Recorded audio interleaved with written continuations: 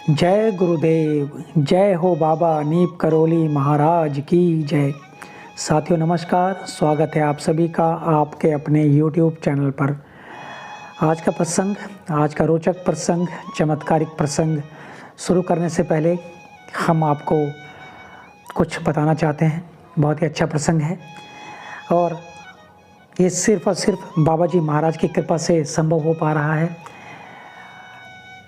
सभी जो हनुमान भक्त हैं उनके लिए एक बाबा जी का आशीर्वाद कि जब भी आप हनुमान चालीसा पढ़ें, हो सके तो बाबा जी का छवि चित्र अपने समक्ष रखें ताकि आप सभी को हनुमान चालीसा पढ़ने का जो लाभ है वो ज़्यादा से ज़्यादा मिल सके। क्योंकि हनुमान चालीसा जब आप पढ़ते हैं और बाबा जी का छवि चित्र आपके समक्ष होता है तो बाबा जी स्वयं हनुमान चालीसा के पाठ को आपके मुखारविंद से सुनते हैं और आपको उसका फल बहुत शीघ्र मिलता है।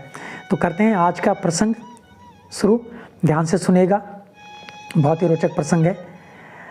महाराज जी प्राय अपने भक्तों के साथ में लंबी लंबी तीर्थ यात्राओं पर जाया करते थे और कुछ भक्त तो ऐसे थे कि बिना कुछ कहे सुने महाराज जी के साथ चल देते थे।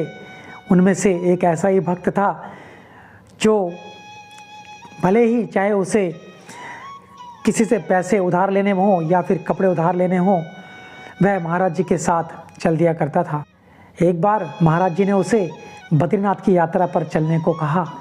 इस यात्रा पर जाने से पहले उसने घर के पूजा पाठ,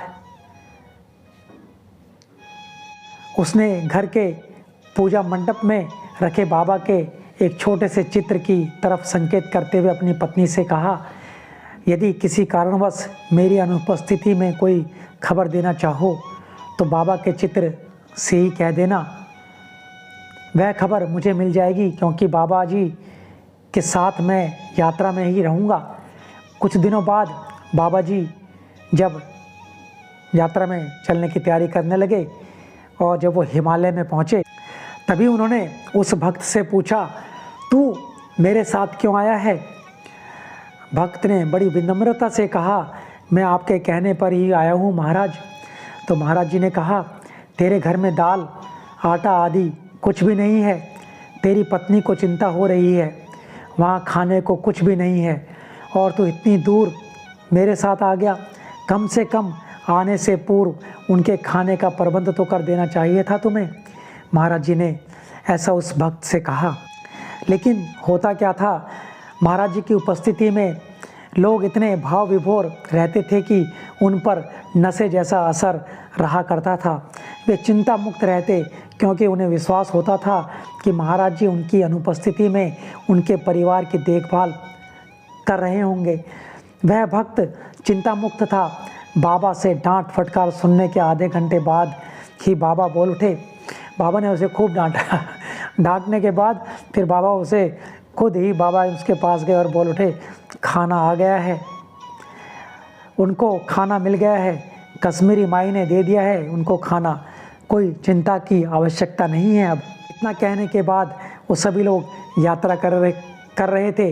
यात्रा करते करते जब वो यात्रा करके अपने घर वापस पहुंचते हैं तो घर वापस आने पर उस भक्त ने जब अपनी पत्नी से पूछा तो उसने बताया, जब घर में एक भी दाना नहीं रह गया था तो वह महाराज जी के चित्र के सामने गई और घर का हाल बताया। बोली, महाराज जी घर में एक दाना भी नहीं रह गया है। कुछ ही मिनटों बाद उनकी पत्नी बोल रही हैं, उस भक्त की पत्नी बोल रही हैं कि कुछ ही मिनटों बाद एक उनके जो घर के पास में एक पड़ोसन थी, वो धनी पड़ोसन थी, वो आटा चावल दाल की बोरियां लिए उनके घर में आ गई। वह मुझे अपनी पुत्री के समान ही मानती हैं।